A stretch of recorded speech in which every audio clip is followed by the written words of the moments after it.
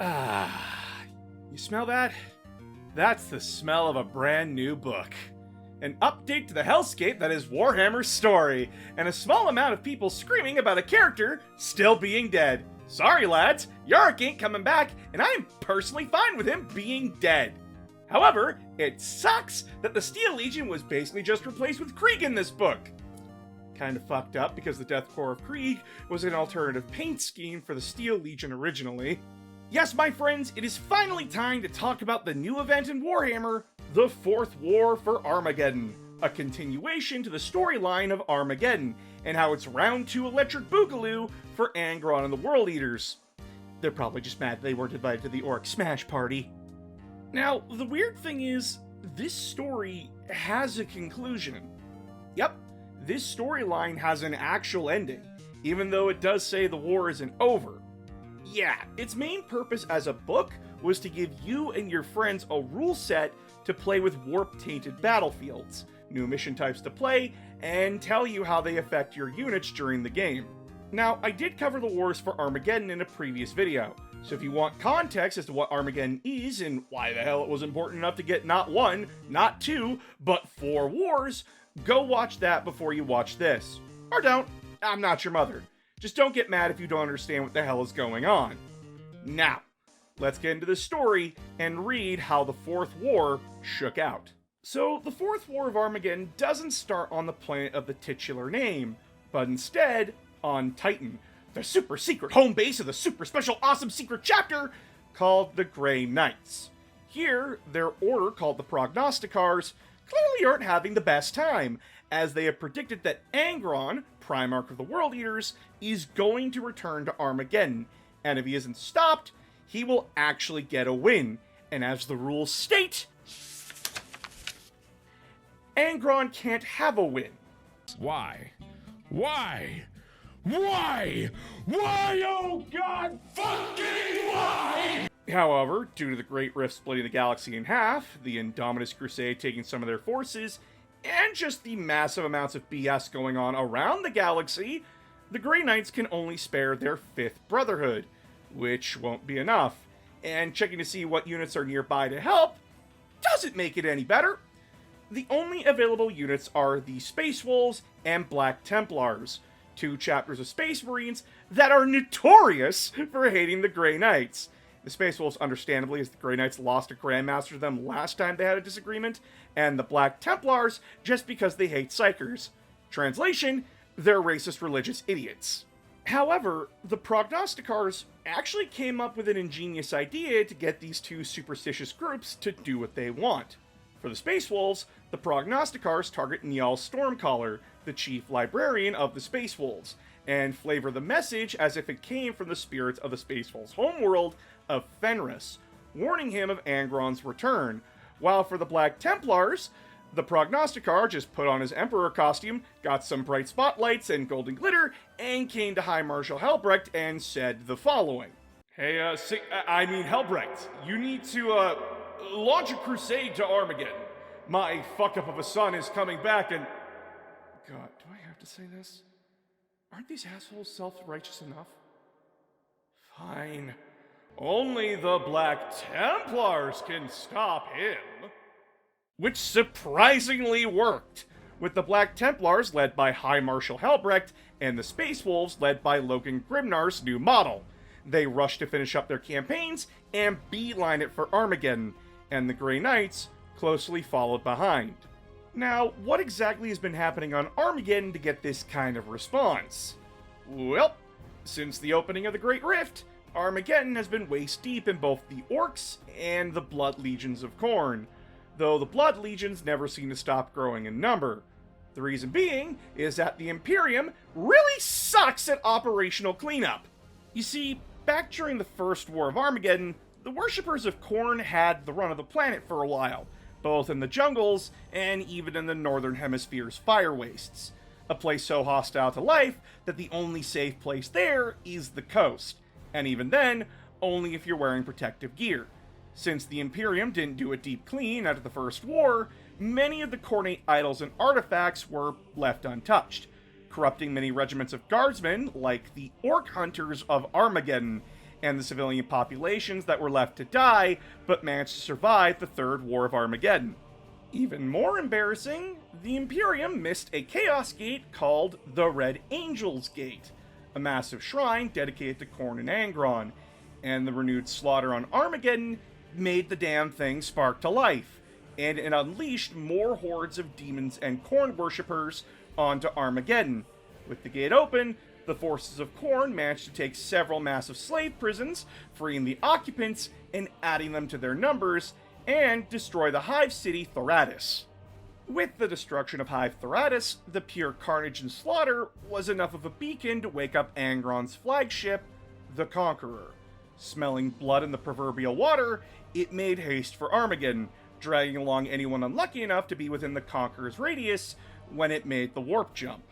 So to sum up, the Space Wolves, the Black Templars, the Grey Knights, and now Angron and his World Eaters are all en route to Armageddon, with the forces currently on Armageddon either making desperate holdouts against the Khornate onslaught, or in the case of the Orcs, just having the time of their lives, as the Khornate worshippers are always fun to fight. The first to arrive were the Space Wolves and the Black Templars. The Space Wolves went to Hive Volcanus, as it was the best place to secure a good fallback position for Loyalist forces, and the civilian population that was still loyal to the Imperium. It helped the defenders quickly take out the rebel forces within the Hive to give its leaders time to rally its scattered defenses, while the Black Templars linked up with the Death Corps of Krieg's 74th Siege Regiment to help prepare the Khornate siege of High Infernus, with the intentions to strike out the ruins of Hades and Thoradis to clear out the Khornate forces dug in there. While the Space Wolves and Black Templars secure their holdings and landing zones, the 5th Grey Knight Brotherhood, led by Grand Master Morvins, deployed his forces to the Fire Wastes, sending strike squads to investigate and scout out the wasteland to mark off targets of interest, and holding the rest of his units in reserve, as he wanted to keep his best units ready for the true battle. But things got worse for the Imperial defenders, because the Conqueror and its armada arrived. Now, the armada could cause a lot of damage, however the plan wasn't to win the fleet battle. It was to make sure Angron and his World Eaters could complete a combat drop. The Conqueror managed to make it to orbit and unload the World Eaters onto Armageddon, then fucked off afterwards to cause problems somewhere else. When Angron arrived, things blew out of control. The Black Templars and Space Wolves were already knee-deep in problems, and it only got worse when the Blood Legions and Khorne worshippers were emboldened by the arrival of the World Eaters. With Halbrecht's forces getting their shit rocked, they were forced to retreat back to Hive Infernus. The only reason their forces weren't wiped out was because a clan of orcs came out to play, and they hit the World Eaters' flank, distracting them long enough for the Black Templars and their allies to get back to Hive Infernus. Though with Angron's arrival, the Red Angel's Gate was finally found, and now was the time to launch an attack. And seeing that the Space Wolves and Black Templars were desperate enough now, Morvins and his forces made themselves and their plan known, giving them all an option to at least put the war for Armageddon back in the Imperium's favor. Now, a lot happens here, but to sum up, Morvins tells Helbrecht and Logan that he has a way to seal the gate, but he needs some forces from the Space Wolves and the Black Templars, since he doesn't have the forces to spare, and the guard regiments he's procured are gonna have their hands full with World Eaters and Khorne demons. The reason why Morvins wants these two battle groups is because Angron has learned from his previous failures. What do you know? He can learn! You see, part of the reason why Angron failed the first war was because he spread his resources too thin, and the amount of warp energy he needed to sustain himself was centered in one location. Now he's made 2 pylons that power the Red Angel's Gate, and as long as those pylons remain standing, the gate can't be closed. So, taking the volunteered forces of Space Wolves, Black Templars, and Guard regiments, the combined forces of the Imperium struck out to the Fire Wastes, assigned the Space Wolves and Black Templars to their respective pylons. Resistance was fierce, and the only reason that the objectives were completed was because the Black Templars were saved by a reinforcing Titan Legion, and the Space Wolves commander and bodyguard unit sacrificed themselves to allow the second pylon to be destroyed by the Grey Knights. Now with both pylons destroyed, Morven's remaining forces pushed onto the gate proper. At the base of the gate, a squad of 8 paladins, led by a librarian, revealed how they're going to seal it, with 8 fragments of Angron's original Black Blade.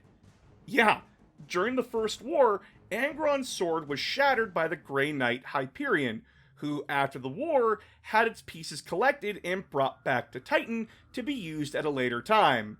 For something. Turns out, this was the something they were going to use it on. However, as the ritual began, Angron finally arrived with his reinforcements. Cause, well, this is the climax, and we need a cool fight.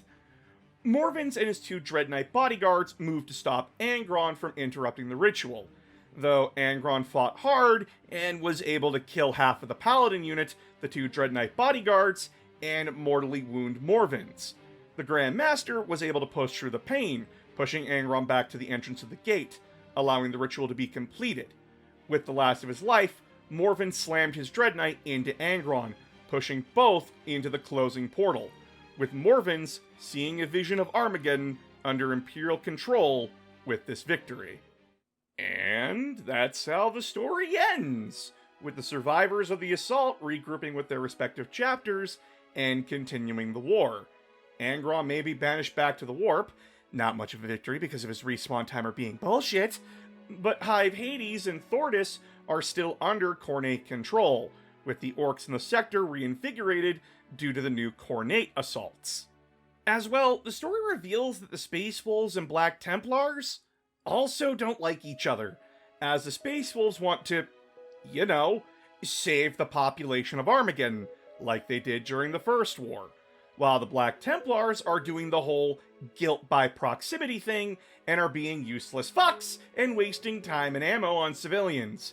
However, with the Red Gate sealed once more, and with the Imperium knowing its location, maybe after the war, the Imperium can blow it up and finally give Armageddon a break. The rest of the Armageddon book, as I said, is filled with rules, missions, and interesting twists to add to your games of Warhammer, as well as rules for adding in a third party that is randomly controlled to mess with both players. So there's a lot of fun to be had by those wanting to spice up their games of 40k. However, we are now caught up officially with Warhammer's current timeline, meaning that next time we will be going back all the way to the Horus Heresy. So expect that for the next Need to Know. And if you want to see it early, you can subscribe to my Patreon to watch it as soon as it's finished. Or you can subscribe here and hit that bell icon to be notified when it's uploaded. And if you want to come hang out with me, I stream regularly, whether it be gaming or painting. But until then, I'll see you all next time.